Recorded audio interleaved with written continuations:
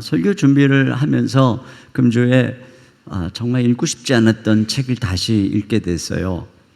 25살 난 에릭이라는 아들을 잃은 월터 스토프라고 하는 작가인데요. 아버지의 책입니다.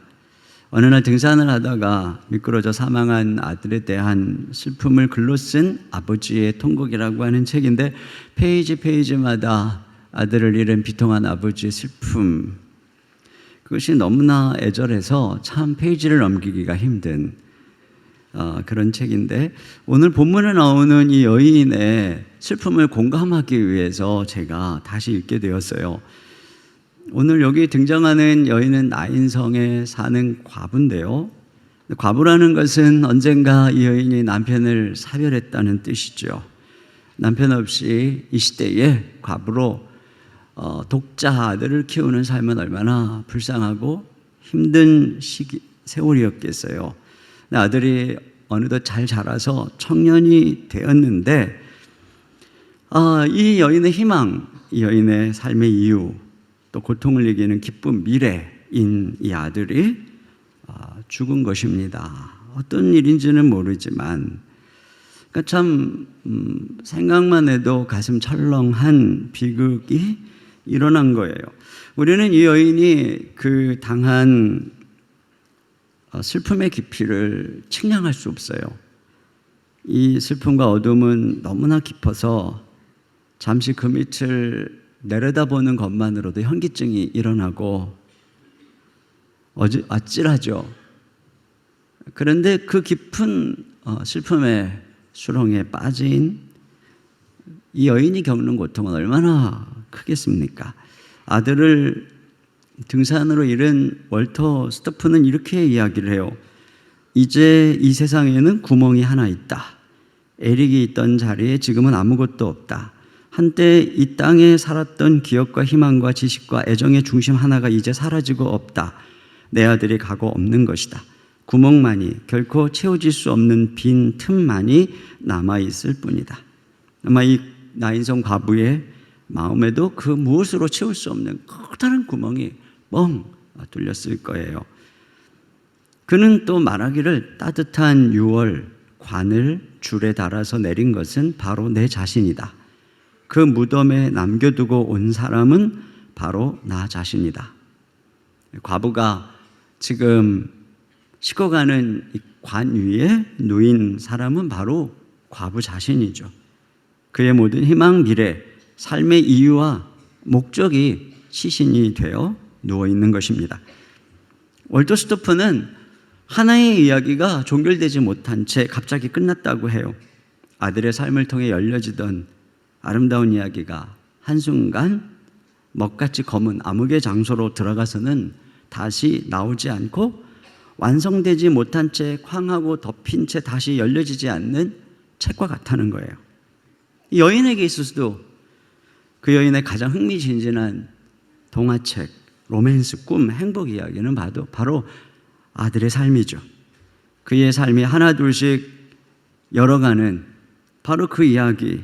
그런데 그것이 이제는 다시는 상영되지 않는 영화처럼 한순간 닫힌 이후에는 먼지만 쌓이고 열려지지 않는 책이 되어버린 거예요.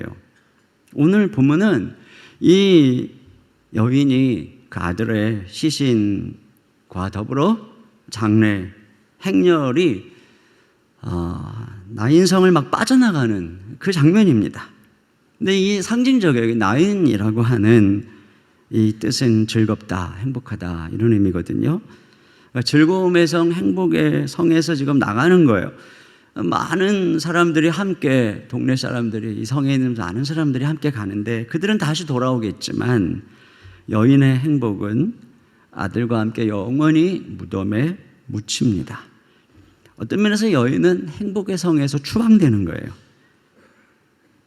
여인은 슬피 울면서 나인성을 나오고 있어요. 예수님이 울지 마라 하시는데, 이 울다라고 하는 이 단어, 클라이오라고 하는 이 단어는 흐느껴 소리내서 우는 건데, 이 여인의 울음소리처럼 이 세상에 슬픈 울음소리는 없을 거예요.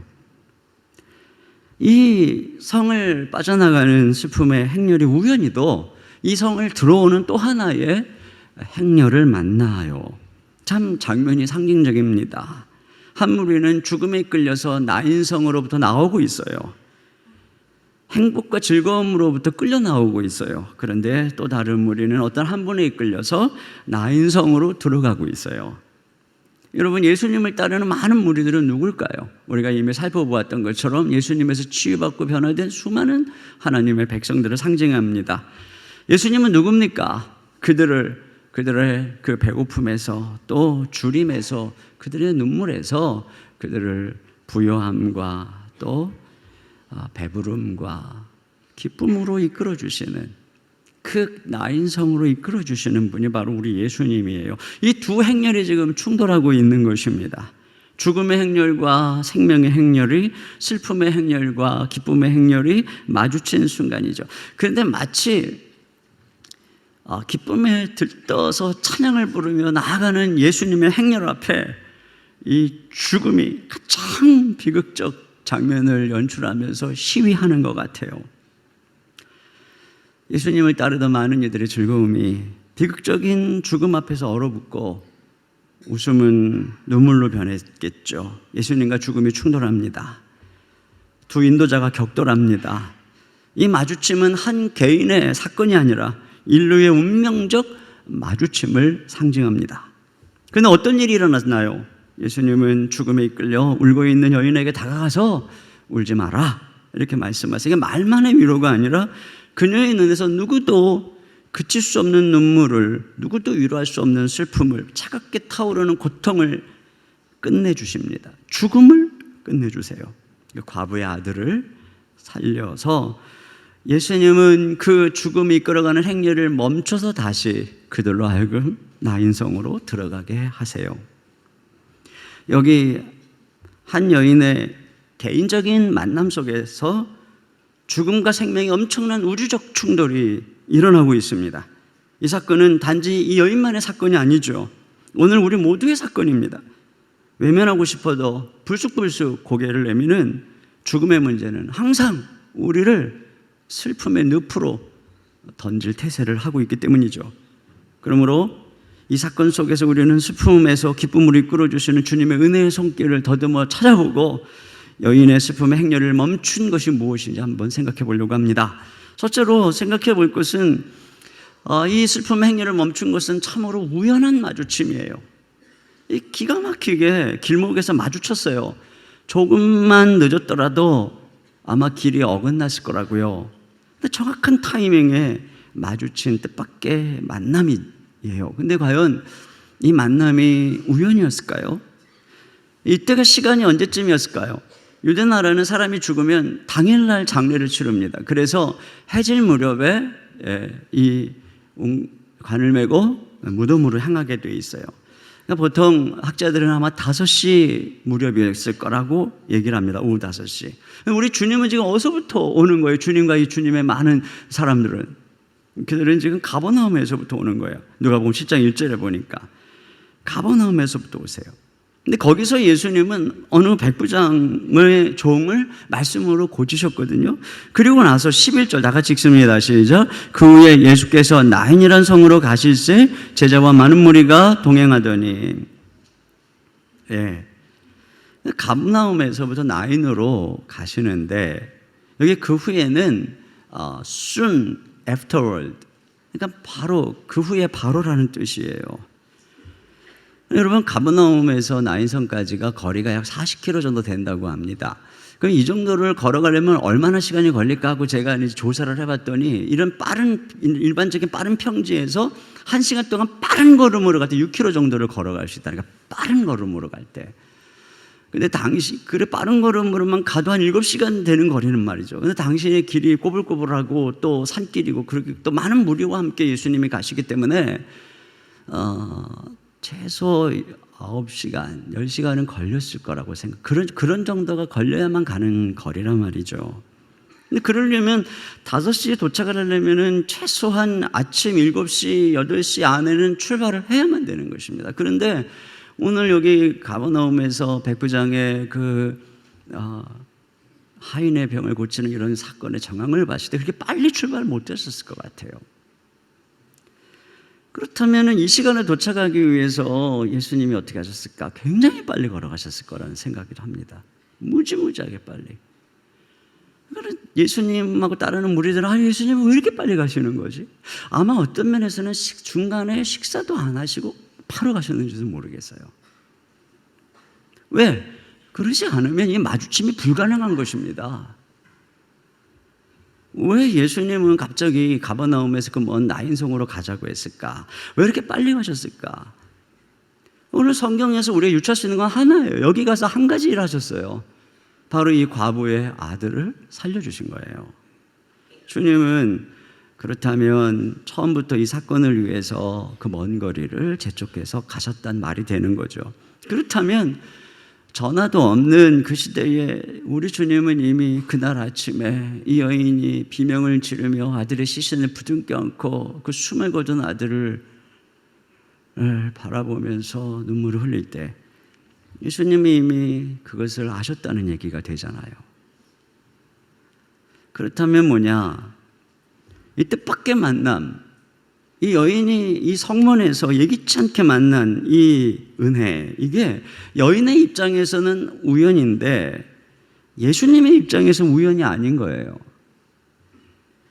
예수님이 미리 아시고 열심히 식사도 안 하시고 그 먼 거리를 달려오셨기 때문에 만들어진 만남인 것이지 우리는 그걸 단지 우연이라고 우리는 모든 걸 볼 수 없으니까 말할 뿐이죠. 여러분, 우리 삶 속에 많은 우연 같은 일들이 일어났어요. 앞으로도 일어날 것이고요.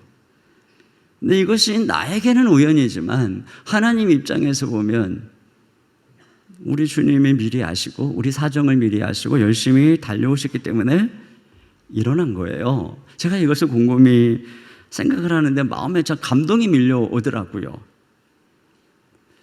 제 삶에도 참 예기치 않은 기쁨을 주님이 이렇게 뿌려주셨거든요. 그래서 주님이 저를 기쁨의 성으로 인도해 주신 많은 사건들이 있어요.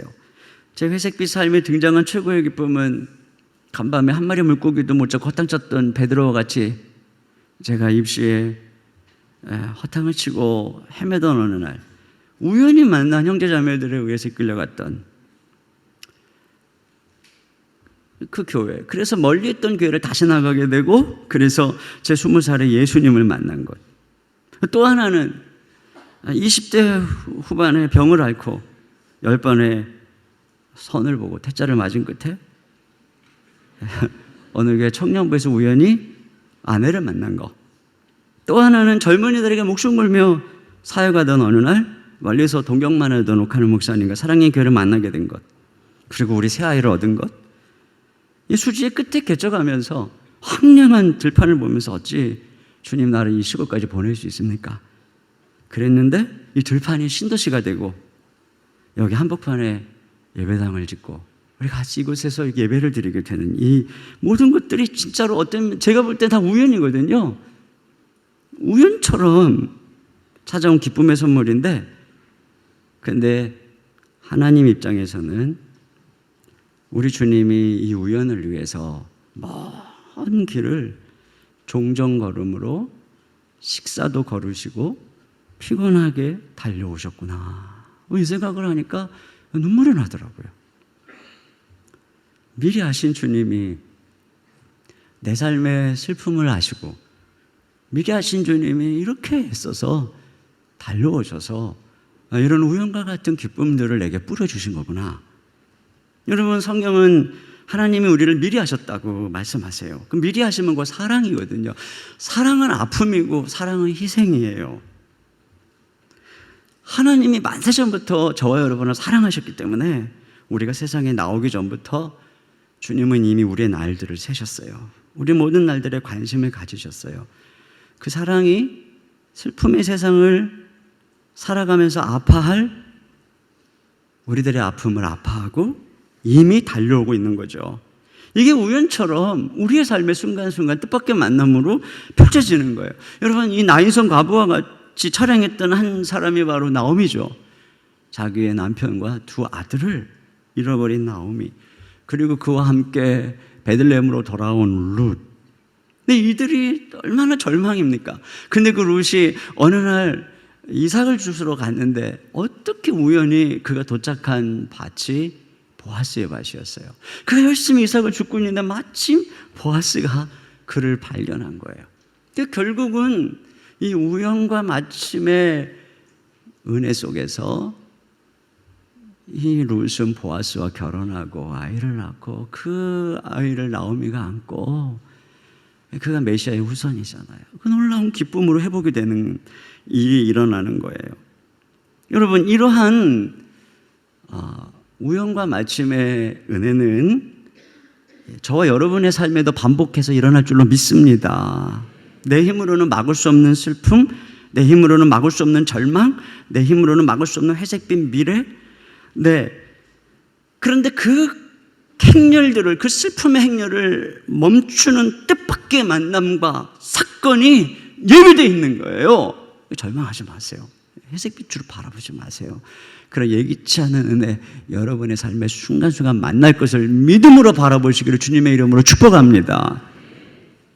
여기 여인의 슬픔의 행렬을 멈춘 또 하나는 주님의 불쌍히 여기심이에요. 여기 13절 같이 읽습니다. 시작.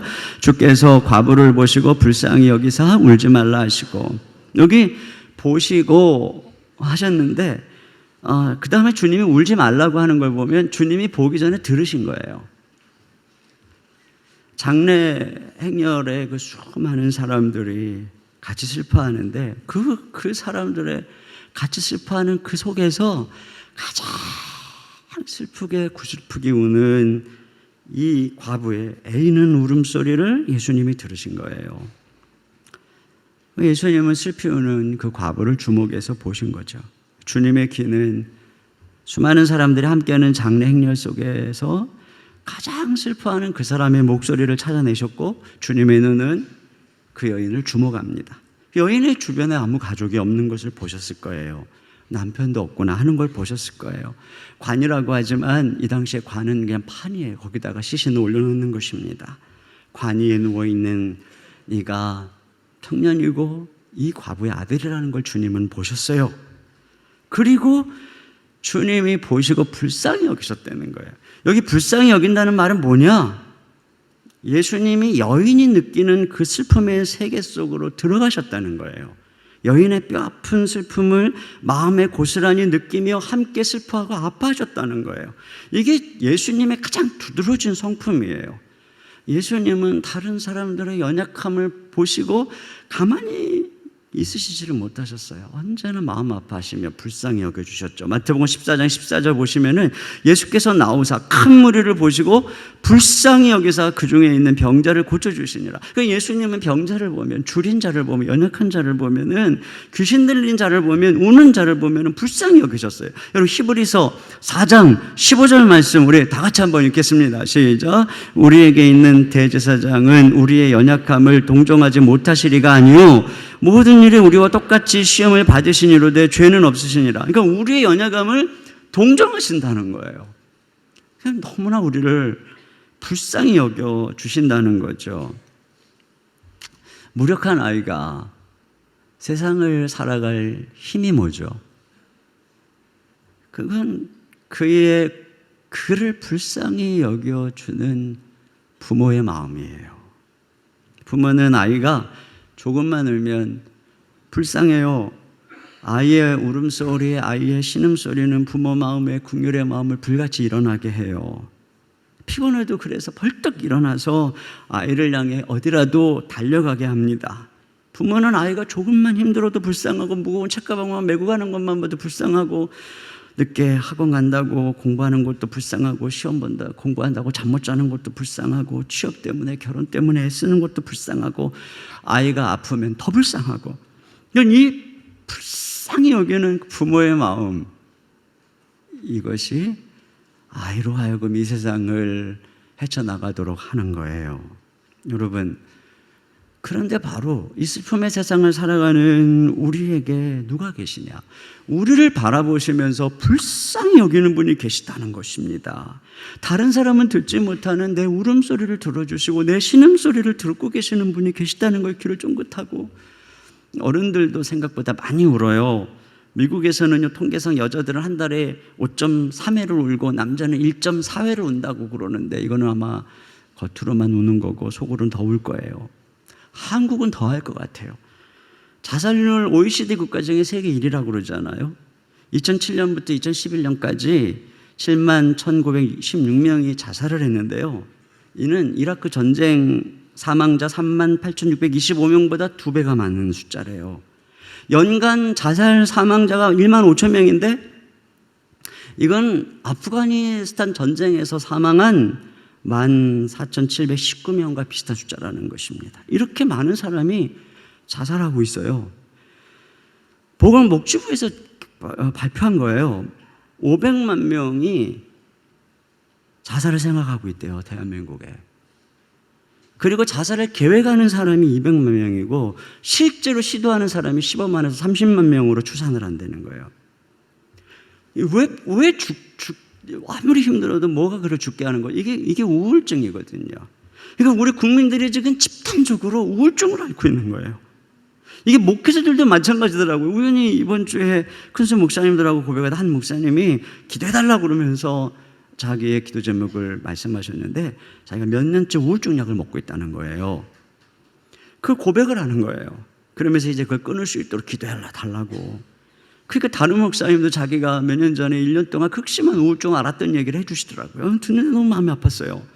근데 이 우울증을 앓고 있는 목사님이 우울증에 5가지 증상이 있대요. 첫째 뭐냐면 수면 장애가 온다는 것입니다. 잠을 잘 못 자거나 아니면 너무 많이 자거나. 두 번째는 과거가 그렇게 후회스러워지고 원망스러워진다는 거예요. 부모님은 왜 그랬을까? 그때 왜 그랬을까?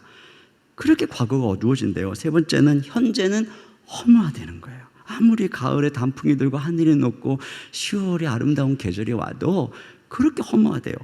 넷째는 미래는 그렇게 절망적이라는 거예요. 아무런 소망이 없어 보이고 하염없이 눈물만 난대요.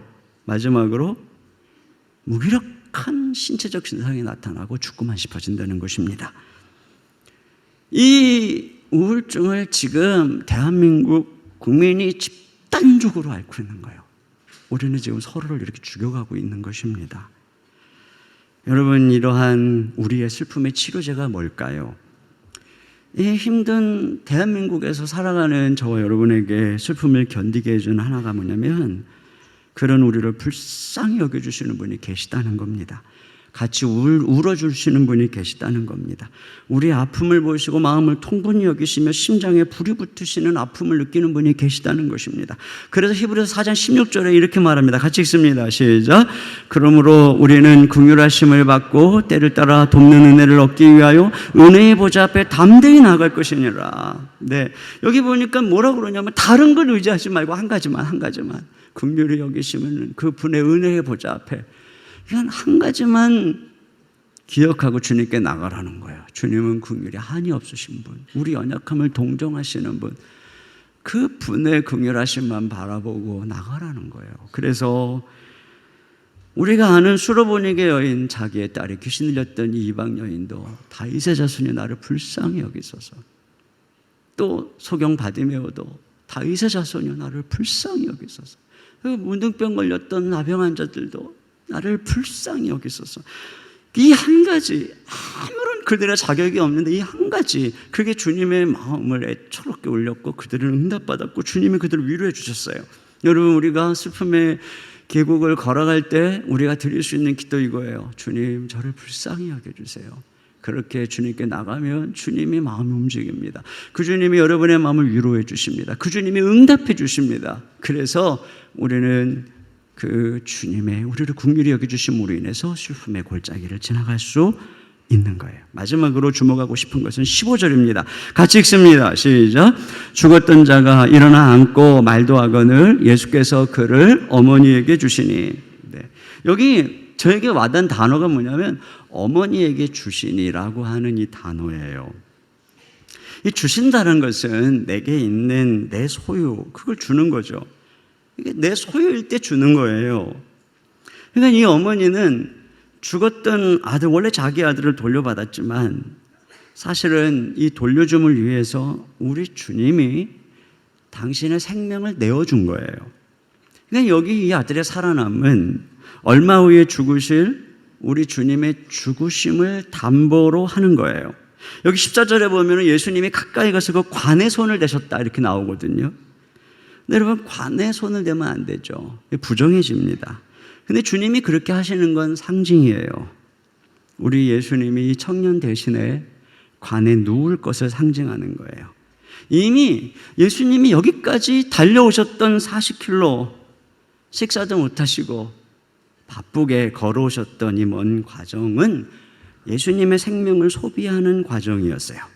주님이 여인의 아픔을 살펴보시면서 그 여인을 긍휼히 여기시고 같이 우시는 이 공감, 이것 자체가 주님의 마음이 무너지고 애간장이 담는 다른 예수님의 생명을 주는 사건이죠.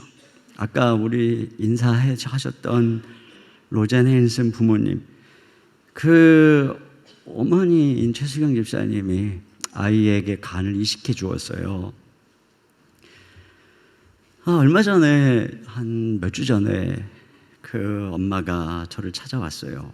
얼마나, 오늘은 그래도 화면에 이쁘게 나오셨더라고요. 얼마나 애간장이 끓었는지 얼굴이 반쪽이 되고 수척해진 거예요. 그렇게 아름답고 곱던 그 엄마의 얼굴이 너무 초췌해졌더라고요. 뭐가 아름다운 엄마를 이렇게 초췌하게 만들었을까요? 그 엄마의 마음에 있는 긍휼이죠. 그 아이를 향한 긍휼. 그 긍휼이 간도 내어주고 자기는 돌아보지 않고 아이를 돌아보고 기도하고, 얼마나 힘들었으면 그렇게 변했을까. 너무 내가 안타까운데요, 제 앞에 앉자마자 울더라고요. 얼마나 힘들었으면 이렇게 우실까. 불쌍히 여김은 이와 같이 자신의 생명을 주는 거예요. 아까 제가 말씀드린 월터스토프는 이 극심한 아들을 잃은 고통의 슬픔 속에서 하나님을 만났는데, 그 하나님은 슬퍼하시는 하나님이었대요. 자신의 슬픔뿐 아니라 이 세상의 아픔과 슬픔, 고통을 가슴으로 느끼며 아파하는 하나님 아버지 얼굴이었대요.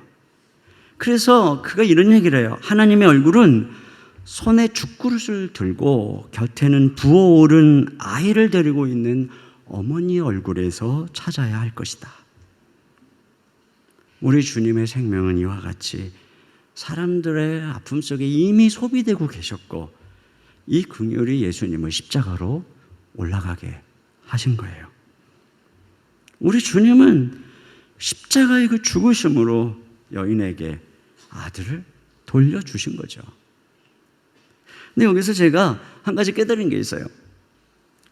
우리 주님이 우리를 위해 십자가에 죽으시고 부활하신 사건이 우리에게 주는 소망이 뭐냐면, 사랑하는 이를 되돌려 받는 거구나. 그냥 나만이 이렇게 부활하는 게 아니라 사랑하는 이를 되돌려 받는 거예요. 영으로서가 아니라 몸으로 다시 만지고 다시 보고 다시 손잡아주고 다시 안아주고 할 수 있는 몸으로 되돌려 주시는 거예요. 누군가가 월터 스토프에게 이런 위로의 말을 합니다. 에릭은 지금 주님의 품 안에 있다네. 그 말에 잠시 위로를 받지만 그는 곧 이렇게 생각하게 된대요. 그러나 그 사실이 에릭을 지금 내 품에 다시 돌려주지 않는다. 그것이 내 슬픔이다. 내 슬픔이 그것일진데 그를 되돌려 받는 것 외에 다른 무슨 위로가 내게 있을 수 있단 말인가. 여러분, 슬픔은 몸에서 시작하는 거예요. 몸이 늙고 몸이 병들고 몸이 죽어가는 데서부터 슬픔이 있고 몸이 멀리 떠나 있는 데서부터 슬픔이 있어요. 천국에 있는 것을 알아도 지금 여기서 손을 맞잡을 수 없고 함께 밥을 먹고 함께 바라보고 함께 예배당에 앉아서 예배하고 함께 이야기할 수 있는 몸이 없으니까 슬픈 거예요. 아니, 지금 우리의 몸은 그 이별을 서로 예고하고 있기 때문에 우리는 슬픈 거예요. 지난 추석에 부모님 모시고 양평에 강가에 가서 식사를 하고 잠시 그 앞에 강가에서 어머니와 이렇게 가족들 사진을 찍었는데 우리 어머님이 꽃을 되게 좋아하세요. 거기 꽃이 있고 그래서 어머님 사진을 많이 찍어드렸어요. 근데 제가 그 사진을 찍고 이렇게 보면서 너무 마음이 아픈 거예요. 저희 어머님이 너무 고우시었거든요. 근데 이제 얼굴에 이렇게 주름살이 가득해진 모습을 보니까 너무 마음이 아프더라고요. 근데요, 제가 이 말씀을 이렇게 준비하면서 근데 이 부활의 날에 우리 어머님은 곱고 완전한 아름다운 모습으로 내 앞에 다시 섰겠구나. 저 그날이 너무 기쁠 것 같아요. 나를 위해서 이렇게 늙고 초라해지신 어머님이 아름다운 모습으로 하나님이 내게 돌려주실 때 너무너무 기쁠 것 같아요. 그건 사랑하는 아내도 마찬가지죠. 내가 이번 주에 이렇게 지난주였나요? 이번 주에 다락방을 하면서 사모들하고 옛 시절을 얘기하다가 이렇게 눈물이 났대요. 그래서 뭔데? 그랬더니 이제 사랑의 교회가 부목사 있는 시절에 사택이 분당에 있었거든요. 제가 아침에 일찍 이제 새벽에 차를 몰고 가버리면 차가 없으니까 아내가 이게 새 아이를 데리고 아프면 병원 가고 장 보러 가고 교회도 버스를 타고 그리고 이제 다니던 시절이었던 거예요. 근데 자기가 그때는 몰랐는데 그 얘기를 사모들하고 나누다 보니까 눈물이 나더라는 거예요.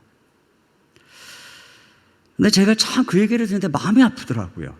저는 새벽에 나가서 집에 늦게 들어오고 그리고 그때 저도 몸도 안 좋고 맨날 스트레스 받고 혼자 아내한테 힘들다고 내 생각만 하며 살았던 시절이에요. 생각해 보니까. 근데 그때 아내는 그 새 아이를 데리고 혼자 그렇게 애를 쓰면서 살았더라고요. 이 생각을 하니까 너무 마음이 아프고 치근한 거예요.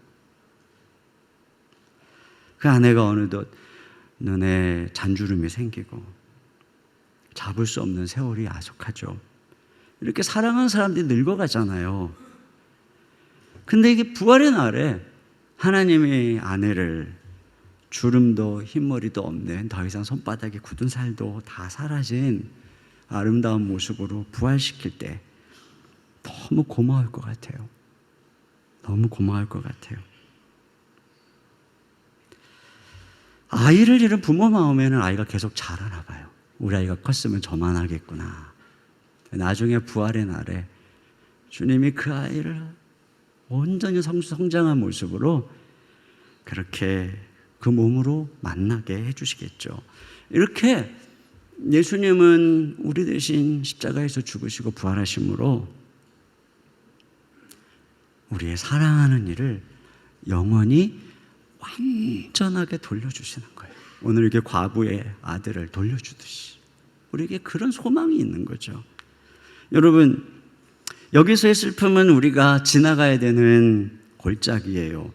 하지만 우리 주님이 우리에게 뜻밖의 만남을 미리 아시는 주님이 예비하고 계세요.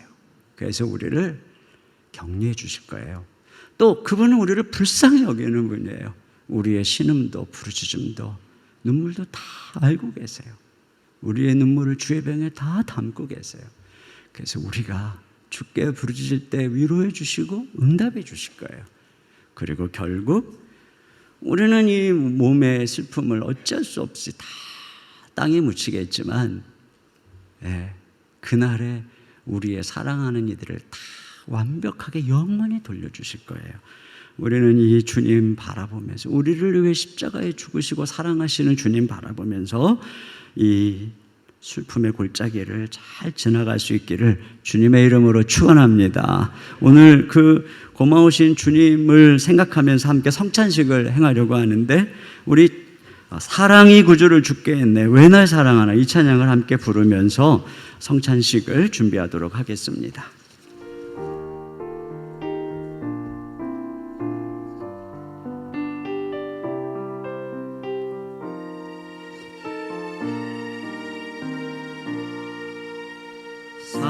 사랑이 구주를 죽게 했네 왜 날 사랑하나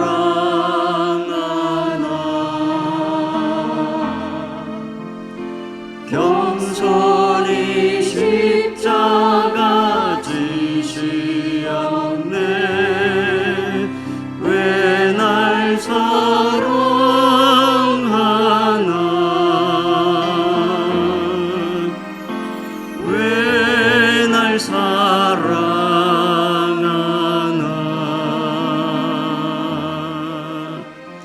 왜 날 사랑하나